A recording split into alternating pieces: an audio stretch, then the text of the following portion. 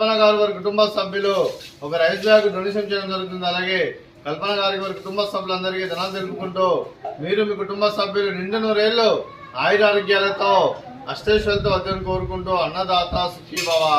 65 మంది రాష్ట్రవిద్యులకు ఆకలి తీర్చడానికి కల్పన గారు ఒక ఆశ్రమానికి ఒక రైస్ బ్యాగ్ డొనేషన్ చేయడం జరుగుతుంది. మీకు మీ కుటుంబ సభ్యులందరికీ ధన్యవాదాలు తెలుపుకుంటూ అలాగే కల్పన గారు మీరు మీ కుటుంబ సభ్యులు ఏ సంకల్పం అనుకున్నది నెలలు కోరుకుంటూ ముక్కడి దేవతల ఆశీస్సులు ఇక్కడ ఉన్న 65 మంది ఆశీస్సులు మీకు ఎల్లప్పుడూ కోరుకుంటూ కల్పన గారికి వారి కుటుంబ సభ్యులందరికీ దీర్ఘాయుష్మాన్ భవ.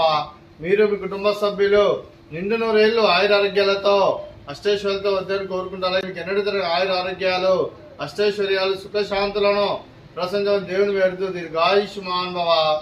కల్పన గారికి వారి కుటుంబ సభ్యులందరికీ దినాలు తెలుపుకుంటూ అలాగే ఇక్కడ ఒకరోజు కడుపును అన్నబెట్టాలనే ఉద్దేశం మీద కల్పన మేడం గారు ఆశ్రమానికి ఒక రైస్ బ్యాగ్ డొనేషన్ చేస్తున్నందుకు వారికి వారి కుటుంబ సభ్యులందరికీ thank you madam, thank you madam, thank you so much, thank you madam, thank you so much, thank you so much.